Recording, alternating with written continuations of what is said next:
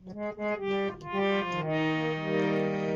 पवन जी का बहुत एक चर्चित ये सॉन्ग हारमोनियम पर मैं प्रैक्टिस कर रहा हूँ। अगर ये हमारी प्रैक्टिस सॉन्ग हारमोनियम पर आपको अच्छी लगे तो लाइक और सब्सक्राइब माँ साथे चैनल म्यूजिक को जरूर कीजिएगा और बहुत सारा शेयर आशीर्वाद के रूप में कीजिएगा। धन्यवाद।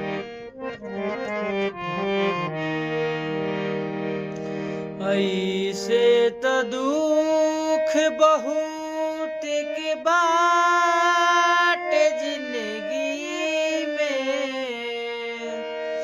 पैसा के मोल अब, पैसा के मोल अब यही जे बुझाता कि निर्धन के रोग जानी दी है विधाता, निर्धन के रोग जानी दी है विधाता।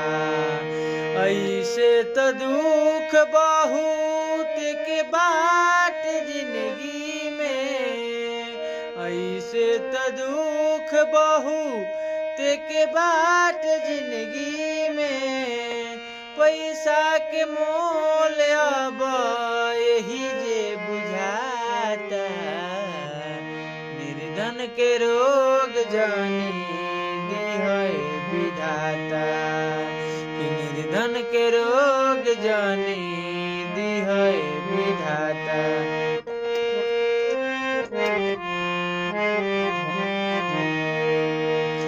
देहिया के तोप कसहूं भूखिया मिटावे, खट के गरीब आपन इज्जत बचावे।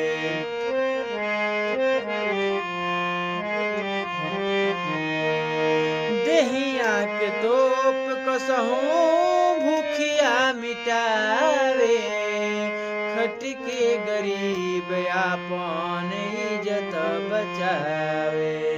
ओके जे होई जाला कवनो बीमारी, ओके जे होई जाला कवनो बीमारी, बिना इलाज ने उन चिचियाता, निर्धन के रोग जानी दी है विधाता।